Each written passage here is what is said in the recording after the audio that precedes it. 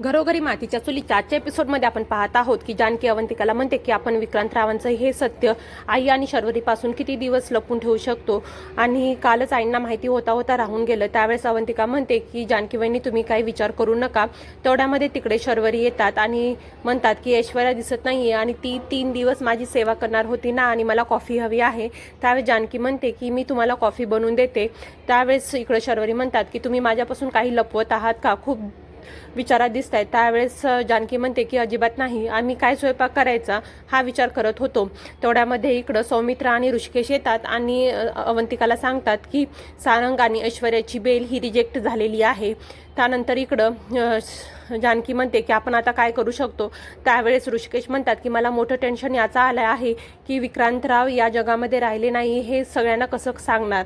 तेवढ्यामध्ये शर्वरी हे सगळं ऐकते आणि म्हणते की दादा तुम्ही काय म्हणत होतात मी सर्व काही ऐकलेलं आहे आणि तू काय खरंच हेच खरं आहे का। त्यावेळेस ती सगळ्यांना विचारते पण कोणीच तिला काही सांगत नाही। त्यावेळेस ऋषिकेश सांगतात की हो हे खरं आहे आणि विक्रांतराव आपल्या जगामध्ये राहिलेले नाही आहेत। त्यानंतर शर्वरीवर दुःखाचा डोंगर कोसळतो आणि ती अकांत रडते। त्यावेळेस तिचा आवाज ऐकून आई बाहेर येतात आणि म्हणतात की काय झालं। त्यावेळेस ऋषिकेश सांगतात की विक्रांतराव हे या जगामध्ये राहिलेले नाहीत।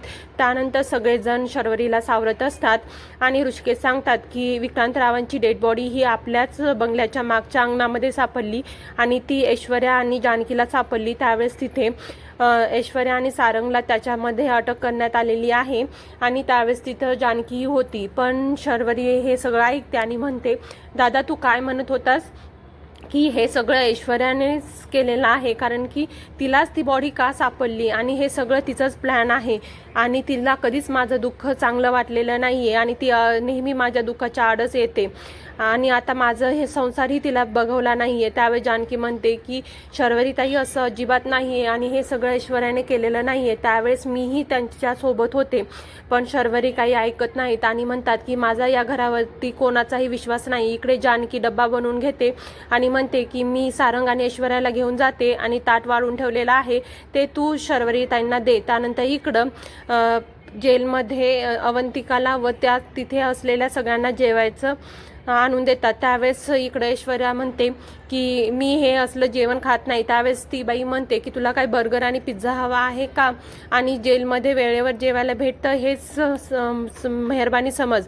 तेव्हा इकडे शर्वरी ही रडत बसलेली असते आणि ती म्हणते की माझं या जगामध्ये कोणीच नाही आहे आणि तुम्हीही माझ्यावरती मी कोणावरच विश्वास ठेवू शकत नाही। तेवढ्यामध्ये तिथं अवंतिका येते आणि म्हणते की शर्वरीताई तुम्ही थोडंसं खाऊन घ्या। त्यावेळेस ऋषिकेश अवंतिकाला विचारतात की जानकी कुठे आहे। त्यावेळेस अवंतिका सांगते की ती ऐश्वर्या आणि सारंगचा डब्बा घेऊन पोलीस स्टेशनला गेलेली आहे। त्यावेळेस इकडे शर्वरी म्हणतात की मला लाज वाटते की जानकीला माझी वहिनी म्हणायला, ज्या व्यक्तीने माझ्या नवऱ्याचा खून केला त्याच लोकांना ती डब्बा घेऊन जेवायला घेऊन गेलेली आहे। त्यावेळेस अवंतिका म्हणते की शरुताई तुम्ही जो विचार करताय ते खरं नाही आहे आणि ऐश्वर्याने असं काहीच केलेलं नाही। त्यावेळेस इकडं सगळेजण तिला समजवण्याचा प्रयत्न करतात पण शर्वरी काही ऐकत नाही। त्यावेळेस शर्वरी म्हणतात की नाही हे मला माहिती आहे की ऐश्वर्यानेच केलं आहे। त्यानंतर इकडं जानकी डब्बा घेऊन सारंग आणि ऐश्वर्याकडे येते आणि म्हणते की तुम्ही ठीक आहात ना। त्यावेळेस इकडं ऐश्वर्या सांगते की काल जेव्हा सारंग आणि ऋषिकेश आले होते तेव्हा त्यांनी मला काहीच बोललेलं नाही आणि ते फक्त सारंगशीच बोलले आणि त्यांना असं झालं की मी इथे आहे का नाही हेही माहीत नाही आणि तुम्हालाही वाटतं का की मीच केलेलं आहे। त्यानंतर इकडं शर्वरी या रडत असतात। त्यावेळेस ऋषिकेश म्हणतात की असं काहीच नाही आहे, आम्ही पण तुझेच आहोत। त्यानंतर इकडं शर्वरी म्हणते की मला माहीत आहे माझ्या नवऱ्याचा खून हा ऐश्वर्यानेच केलेला आहे। त्यावेळेस ऋषिकेश तिला वचन देतात की जर हा खून ऐश्वर्याने केला असेल तर तिला शिक्षा ही होणारच। आणि इकडं जानकी सारंग आणि ऐश्वर्याला सांगते मला माहीत आहे की तुम्ही विक्रांत भाऊजींचा खून केलेला नाही आणि मी तुम्हाला वचन देते की तुम्हाला दोघांनाही मी यामधून मुक्त करेल। त्यानंतर इकडं ऐश्वर्या सांगते की हे सगळं शर्वरीनेच घडून आणलेलं आहे। त्यावेळेस जानकी तिच्यावरती विश्वास ठेवत नाही आणि म्हणते की तू रागाच्या भरात काय बोलत आहेस।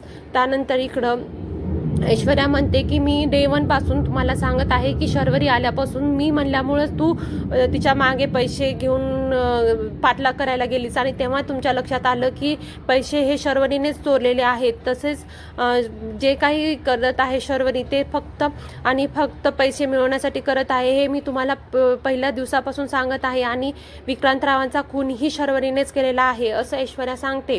त्यावेळेस जानकी म्हणते की ऐश्वर्या, तू काय बोलत आहेस? रागाच्या भरात तुला कळत आहे का? त्यावेळेस इकडं ऐश्वर्या जे म्हणत आहे तेही खरं आहे असं जानकीलाही वाटत